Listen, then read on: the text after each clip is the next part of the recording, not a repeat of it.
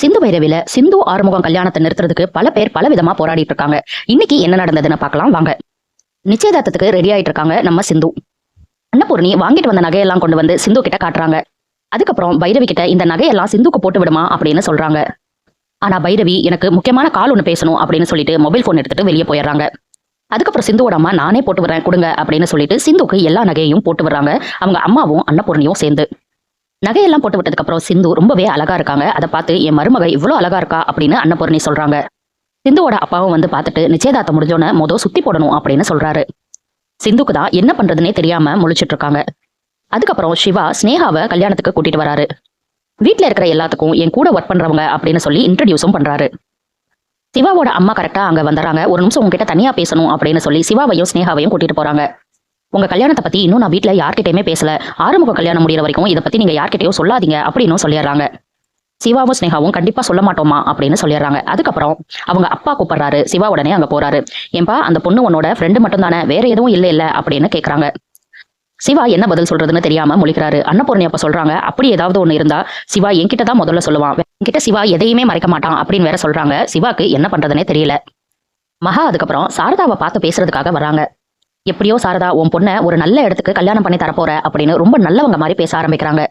ஆமா, இந்த மாதிரி ஒரு மாமியார் கிடைக்கிறதுக்கு என் பொண்ணு ரொம்பவே கொடுத்து வச்சிருக்கணும். பொண்ணு ரொம்ப சந்தோஷமா இருக்க போறா அப்படின்னு சொல்றாங்க.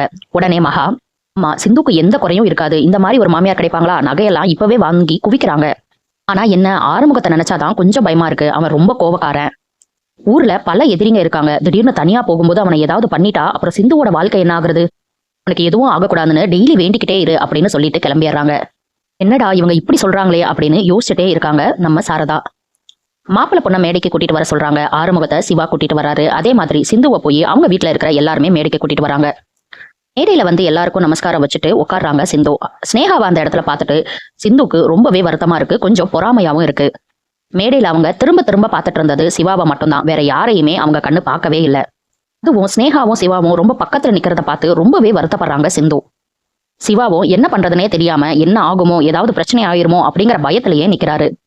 எசக்கி மகா கிட்ட அவங்க அம்மாட்ட பேசுனியா அப்படின்னு கேக்குறாங்க. எல்லாம் சொன்னேன், ஒண்ணுமே பண்ண மாட்டேங்கிறாங்களே அப்படின்னு சொல்ல, அப்ப பொண்ணுகிட்டயே பேசுன்னு எசக்கி ஐடியா கொடுக்குறாரு. பைரவி ஆறுமுகத்தை பார்த்து காண்டாமிருகத்துக்கு கை கால் முளைச்ச மாதிரி இருக்கான், இவனுக்கு போய் சிந்துவை கல்யாணம் பண்ணி வைக்கிறாங்களே அப்படின்னு முறைச்சு பார்த்துட்டு இருக்காங்க. பைரவி முறைச்சு பாக்குறத ஆறுமுகம் பாத்துறாரு. இஞ்சி தின்ன குரங்க மாதிரி எப்ப பார்த்தாலும் முகத்தை இப்படியே வச்சிட்டு இருக்காளே அப்படின்னு அவரும் நினைக்கிறாரு.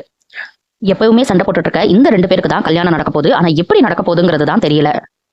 ரெண்டு குடும்பமும் தட்டும் மாத்திக்கிறாங்க. ஆனா ஒவ்வொரு தடவையும் சிவாவை ரொம்பவே ஏக்கமா பார்த்துட்டு இருக்காங்க சிந்து. ஐயோ நிச்சயதார்த்தம் முடிஞ்சிருதே, எப்படி சிவாவை கல்யாணம் பண்ணிக்க போறோம் அப்படின்னு நினைக்கிறாங்களா, இல்ல ஏதாவது ஒரு பிளான் ரெடியா வச்சிருக்காங்களா அப்படிங்கிறது தான் தெரியல. இதோட இன்னைக்கு எபிசோட முடிச்சுட்டாங்க. நாளைக்கு என்ன நடக்க போகுது அப்படின்னா, எசக்கி ஜூஸ்ல எதையோ கலந்து ஆறுமுகத்துக்கு கொடுத்துறாரு. பொண்ணு மாப்பிள்ள ஊர்வலம் ஊரெல்லாம் நடக்குது. அந்த டைம்ல ஆறுமுகம் என்ன பண்றாருன்னா, இந்த ஜூஸ் குடிச்சனால இறங்கி பயங்கரமா டான்ஸ் ஆடுறாரு. ஏட்டி கலண்டு விளறது கூட தெரியாம பயங்கரமா டான்ஸ் ஆடுறாரு. இதை பார்த்துட்டு பைரவி, இதை விட ஒரு அசிங்கம் உங்களுக்கு தேவையாப்பா, பாருங்க அவர் என்னெல்லாம் பண்றாருன்னு அப்படின்னு குத்தி காட்டுறாங்க.